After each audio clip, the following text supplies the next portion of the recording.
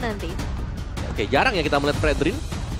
Dan Dari ini kayaknya perdana Fredrin gak sih muncul di season 14? pernah nggak sih? Pernah ya? Pernah kali seingat gue ya. Tapi jarang banget memang muncul. Oke, kali ini one last game. RRQ berhasilkah membalaskan dendam mereka di game pertama atau Dewa akan menyandung RRQ di match kali di Sowepel Arena. Mana tepuk tangannya? Let's go menuju ke dalam arena pertarungan Sungai Lenafdang. Kenapa jadi lemes? Habis naik turun bu. Gitu, tapi turunnya tuh lompat itu Pak namanya Pak. Landingnya nggak smooth. Tegang nggak? Tegang nggak? Enggak ya? Oke, masuk ke dalam game terakhir untuk kedua belah tim ya. Ini Oke. yang bakal jadi penentuan juga siapa yang bisa ngedapetin points lebih besar pastinya. Karena dengan pemilihan yang cukup tidak terduga dari RRQ Hoshi, Dewa United Esports harus memaksimalkan hal ini, memaksimalkan hero-hero yang mereka miliki untuk ngebuat team fight-nya juga jadi lebih sustain. Dan Betul. kalau ngomongin dari damage, berarti untuk Dewa United mereka punya Julian sama Moskov ya. Betul, ada 2 damagernya ya, jadi masih lebih safety. Dan jangan lupakan farming pattern dari si Sutsujin yang bahaya. Karena Dapet loh, Rey. iya, karena secara untuk farming patternnya lebih cepat kan. Kayak typically assassin. Buat bisa farming juga. Kalau dulunya iya mungkin Fredrin bisa juga. Iya, ya. Dan ingat ini retribution ya. Jadi memang harus lebih berhati-hati lagi karena ya Little Wonder aja tadi udah sempat diamankan. Tapi secara itemization spawn ini pada dia bakal tanky banget ya Om. Ya, dia memainkan emblem tank. Dan yang menarik adalah battle spell yang dipergunakan untuk Chorizo ini udah bukan Revitalize ya. Efek berapa? Tapi nampaknya Idok akan terkena first blood kah? Untung aja nggak ada damage yang didapatkan. Tapi lihat di arah bottom lane, Tyrant versus everybody. Gak bisa bertahan karena damage yang besar dikeluarkan oleh Chorizo. First blood di tangan dari seorang Chorizo atas Tyrant. Ya. Nah, ini lebih aktif jelas buat Dewa. Karena mereka punya power di early game. Sedangkan RRQ Hoshi ini masih akan menunggu dulu. Untuk jadinya nanti kan si Skyler. Dan dengan hero-hero yang sudah terlihat seperti ini. Dimainkannya Gatot Kaca dan juga Aurora di tengah. Kalau kena dari Unbreakable-nya, ini bisa dipastikan Frostbreeze juga bakal masuk. Betul, jadi memang berbahaya banget sih untuk Aurora kali ini. Sama-sama punya efek sih sebenarnya untuk kedua belah mid laner. Jadi ketika masuk ke arah team fight, ini benar-benar harus bisa dikalkulasikan dengan baik. Efek apa saja yang udah keluar dari masing-masing player. Karena kalau enggak, kedua jungler mereka akan lebih mudah tertangkap. Terutama untuk Fredrin nih, hero jalan kaki yang dibawakan oleh RRQ Hoshi. Oke, tapi dia berani banget untuk ngebawa Chorizo depan sana. Dia bisa berikan dan Tyrant kali ini langsung menuju ke belakang bersama dengan Idok. Beliau tangan dikeluarkan, mencari di mana Roy berada dan itu dia hantaman pada tumpul. Dengan ada seorang Tyrant, Black Dragon Transform yang sudah fokus zoning out tanpa adanya turtle yang tercolek. Ternyata team fight terlalu lama, terlalu sustain dari tim RRQ. Buat para pasukan dari tim RRQ, mereka nampaknya harus ulur sedikit sebelum menuju ke arah turtle. Oke, apakah ini masih mau coba untuk dikontes lagi atau akan dilepaskan saja dengan Sutsujin yang juga udah memegang purple buff kali ini. Dia masih harus cari ke arah orange buffnya, tapi ngeliat untuk situasi dan kondisinya, ini masih sangat possible ya Om. Yap, dari Dewanya juga mereka masih reset ya tadi meskipun mereka sempat buat dapetin point kill. Dan ini sudah mulai mendekat kembali nih dengan apa yang dilakukan oleh Dewa. Jangan lupa NSI sakit banget tetapi Sutsujin di zoning out terlalu jauh di depan sana. Dengan tidak ada play terasa untuk bahkan Retribution kembali membalaskan dendam bahkan kehilangan Chorizo dengan Appraise Sword dipentung kepala di depan sana membuat para pasukan dari tim RRQ mencoba untuk membalikan kembali, mencoba men-take over menuju ke arah purple. Ternyata Sutsujin kali ini dinaik rotasi oleh seorang Muelza. Ini susah banget ya buat Sutsujin bisa masuk ke arah manapun. Memang dapetin 1 poin eliminasi, tapi akhirnya untuk masuk ke arah objektif ini akan sangat berat buat Sutsujin. Oh, ternyata ini kali kedua juga ya dipakai dengan Sutsujin ternyata buat Fredrin. Dan ya bicara soal bagaimana garis depannya untuk bermain front to back, untuk nabrak nantinya. Karena ada Gatot Kacanya, Unbreakable ini akan menjadi spell yang menyebalkan nantinya. Untuk bisa dihadapi dengan Fredrin. Memang bisa mungkin untuk menahan sedikit damage, tapi dengan follow up damage di belakang. Aurora yang bisa langsung meniup dan memberikan efek frozen. Itu yang akan berbahaya. Ya, dan jangan lupakan juga ini untuk posisi Watt yang sejauh ini belum terancam sama sekali. Berbeda dengan game yang kedua, dia benar-benar dihabisin, dibatasin banget pergerakannya. Tapi untuk di game kali ini masih cukup adil bagi kedua belah gold laner. Mungkin yang nggak adil di bagian mid lane sih dari Mueza. Yang dia harus benar-benar berhati-hati sebagai sosok Gatot, dia harus tahu timing yang tepat. Dan mungkin akan nyimpen ultimate-nya hanya untuk perebutan objektif. Iya, untuk bisa menggang juga ke Sutsujin ya. Biar belok ke sana juga, tapi oke, 3 lane, 4 lane.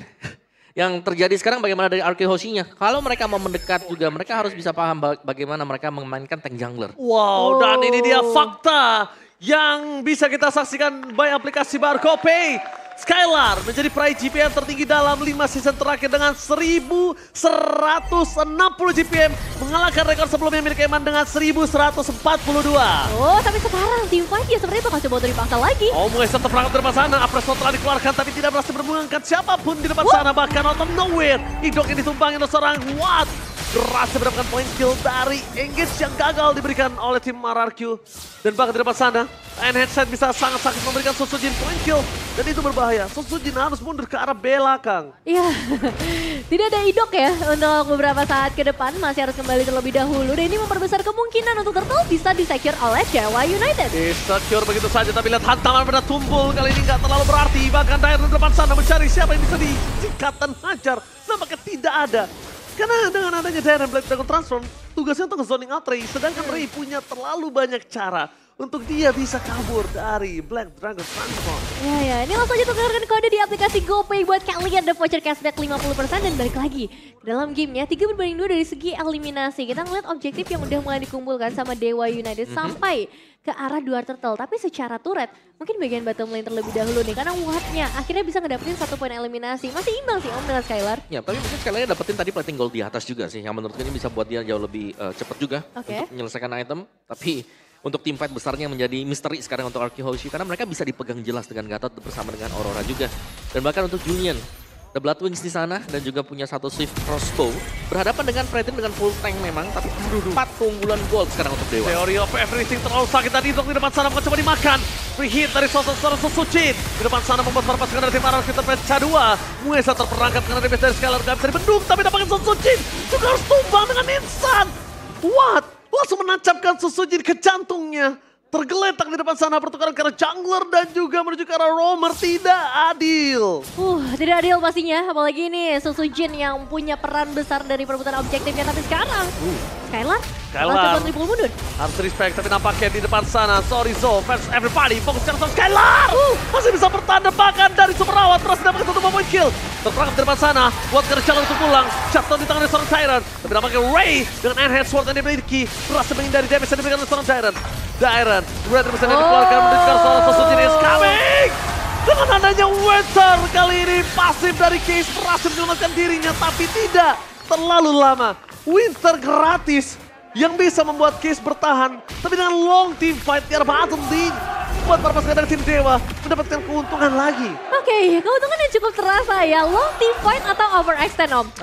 Hampir overextend tadi. Hampir ya? Hampir banget dan ya nyaris. Tapi mereka berhasil untuk dapetin point kill juga, jadi masih bisa survive ternyata tadi buat Ray. Sehingga untuk Turtle ini bisa jadi diamankan. Theory of everything!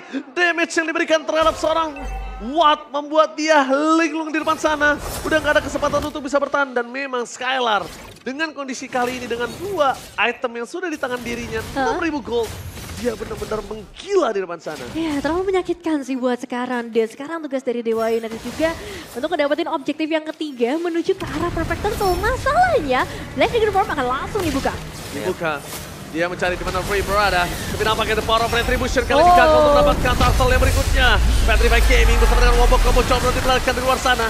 Tapi damage yang terlalu besar membuat Dairon harus tumpang Muesa. Atau dengan ada Avatar of Guardian membuat para pasukan dari tim RRQ kembali memakan korban 1 jiwa dari Dewa. Oke, sudah mulai berbalik nih untuk kondisinya. Kita ngelihat memang ada split push yang mau dibuka sepakat, tapi Case ketika ditempel oleh sosok seorang Fredrin udah gak ada jalan untuk pulang. Tapi Skylar kali ini bakal coba dihajar oleh seorang Sorizo. Jalan terakhir aja memberikan damage dan Idok selalu menjadi penghalang dari seorang Sorizo bisa mendapatkan poin ke atas Skylar.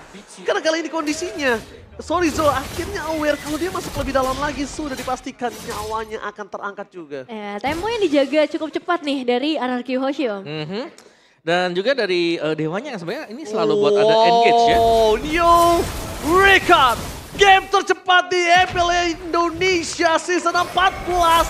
Di game yang kedua, RRQ versus Dewa kali dengan 9 menit 44 detik. Dan gua bertanya-tanya, siapa yang bisa ngalahin rekor ini? Ini terlalu cepat sih Bang Maji. Di bawah menit 10 bosku. Di bawah menit 10 masuk ke 9 menit dan audience predictions.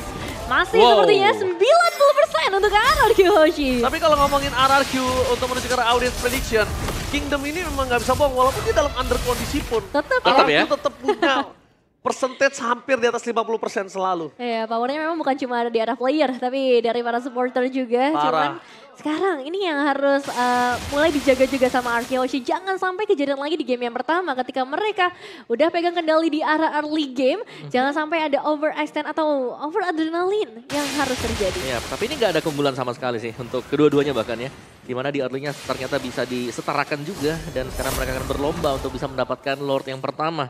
Dan kehadiran dari Skyler gitu jadi titik tumpu utama untuk RK Hoshi sekarang. Karena dengan bermain di bagian belakang, dengan ada Fredrin dan juga Edit, mereka cukup nyaman ini untuk bisa melakukan start selama gak tumbang nih untuk barisan depan mereka. Oke, ini adalah saatnya Watsi screening dengan adanya Spear of Distraction-nya. Dan itu dia, di arah mid lane, one bad situation, Ray fokus ke arah seorang Dairon. Lot terbuka, Dancing Lot dimainkan, tapi what? Tersolo pick up oleh seorang Skylar! Kali ini Rinsya, flicker power defensive. Target utama mereka menuju ke arah seorang Skylar yang masih bisa bertahan di depan sana. Buat para pasukan dari tim RRQ, dia sangat kuat dengan Dancing Lord dan akhirnya diresetisasi begitu saja. Ya, sebenarnya RK Hoshi lebih unggul dari segi kuantitas, tapi mungkin dengan Idok yang masuk. Langsung ada Retribution. Berhasil mendapatkan Lord, Idok juga bakal tumpah di depan sana. Skylar is coming. Jangan sampai ada yang bisa menahan badan gara seorang Skylar. Karena terlalu sakit dan banget di depan sana. Dairon mencoba untuk mendapatkan Soriso. Free hit karena Mueza dipegang itu saja. Dan hilang, tak ada jalan untuk pulang. Mueza kali ini pun juga nggak bisa bertahan dengan cukup lama. Karena Dairon dengan buntutnya yang tajam Dragon Tail-nya. Terlalu sakit. Sakit juga ya ternyata untuk Yuzongnya sendiri berhasil menguras. Bahkan itu sampai ke arah Mueza pun ya. Dan memang kalau kita ngomongin perebutan objektif Retribution. Ini selain dari memang Retribution-nya yang selalu on point ya. Cuman dibantu juga dengan zone out ke arah Setsujin. Benar, dan juga ada Enhanced Sword ya untuk bisa menghindari damage tadi. Yes. Ya, dan ini dari perolehan goldnya memang yang cukup unggul. Ini ada di tangan dari Ri. Jadi mungkin keunggulan itemnya ini harus bisa didapatkan dengan dapetin ya objektif tadi. Dan terbayarkan juga. Oke, tapi Mueza, what are you doing? Apakah ini hanya cuma buying time belaka? Atau distraction kah? Karena lihat yang dia lakukan. Hanya memberikan nyawa terhadap seorang Skylar karena dia punya entropy, dia punya purify, dia bisa menghindari Avatar of Guardian. Dan sedangkan Mueza, hero jalan kaki kali ini. Iya, jadi kalaupun tadi berhasil loncat, dapetin ke arah Skylar, mungkin nggak bakal jadi eliminasi.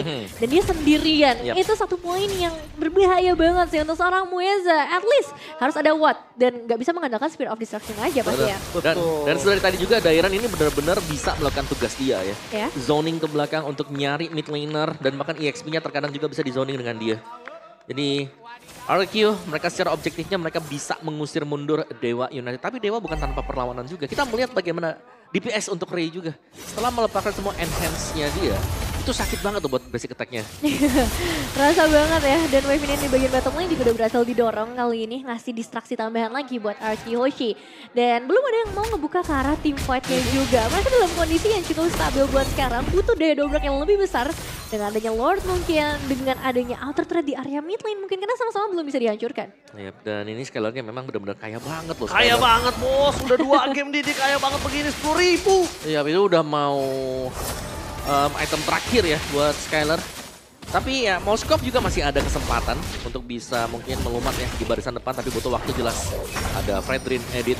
Cukup sulit dan lama dan takes time memang untuk bisa langsung di melt off dibandingkan dengan kalau memang ada Nathan di belakang yang free hit. Ya ada nih dari seorang Idok ya yang Skylar lihat damage-nya. Hanya pukulan biasa. Membuat para pasukan dari tim Dewa mereka hampir porak-poranda. Dan bayangkan kalau di depan sana frontliner mereka seperti Mueza, Soriso itu udah pasti dilumat sama Skylar. Dan Skylar cuma butuh penjagaan garis depan.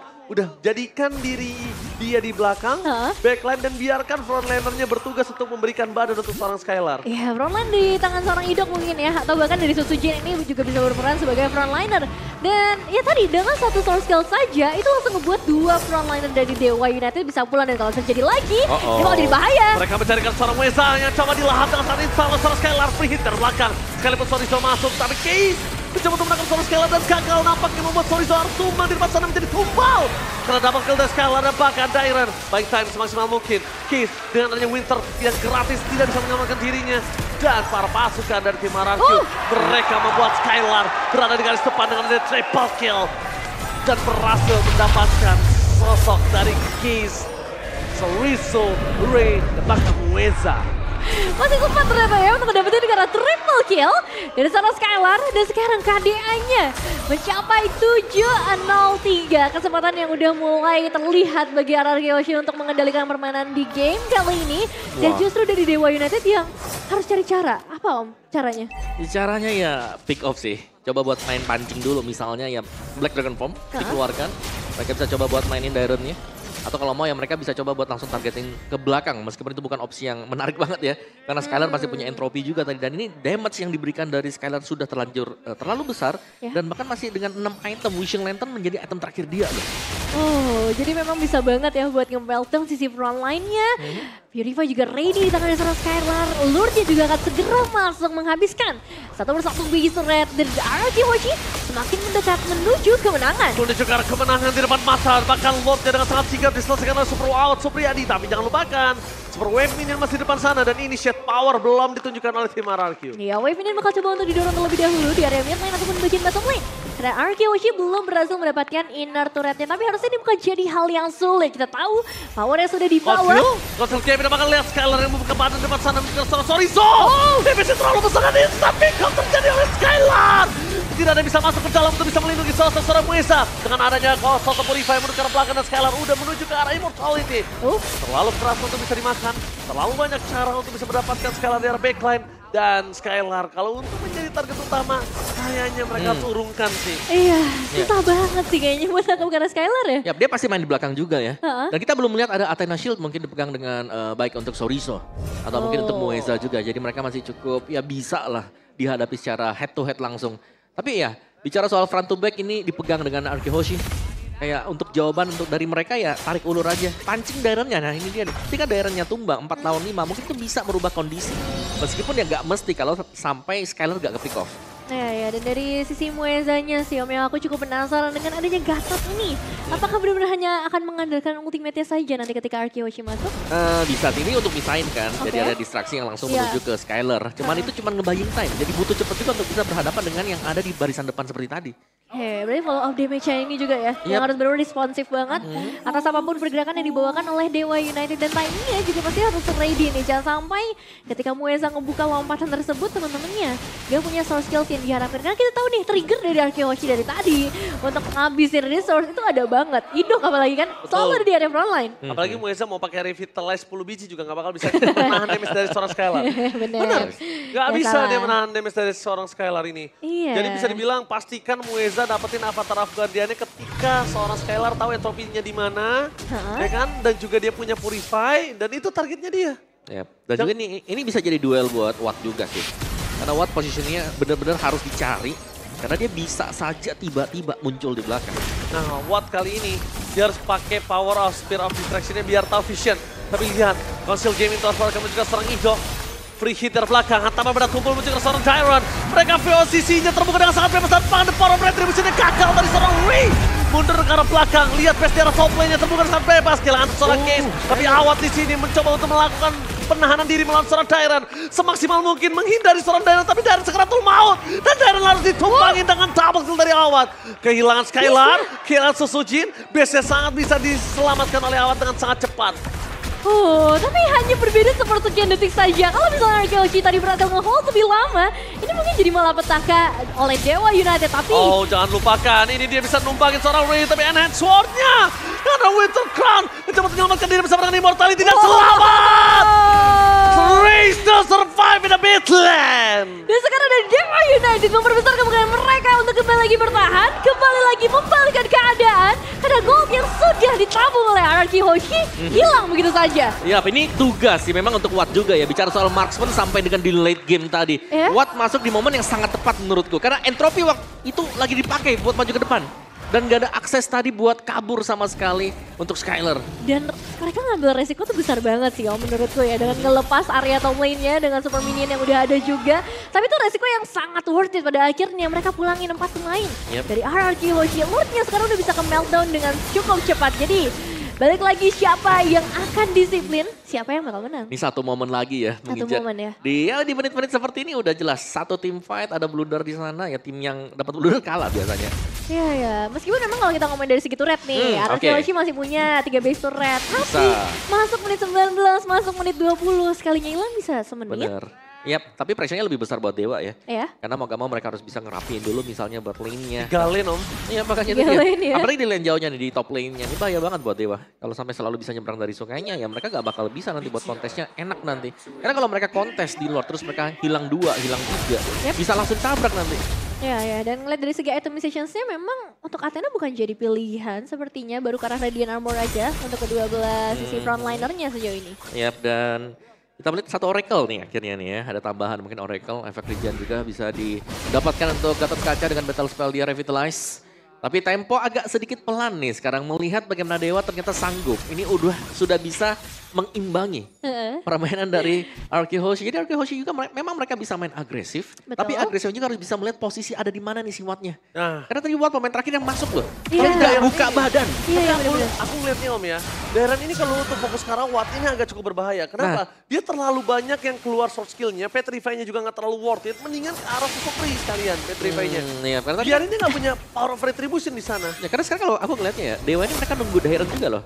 Darren buka di mana, naganya di mana, udah itu dulu dibuat sekarat nih. Kalau enggak ya tim fight pasti initiate di sana. Sedangkan kalaupun sekarang pun ada Blade Armor kondisinya adalah Watt udah terlalu full dia. Iya. Dia penet dan bahkan dia pakai sosok khas Klaus sebagai respect. Ada DHS juga loh. Iya, di sana dia sebagai respect.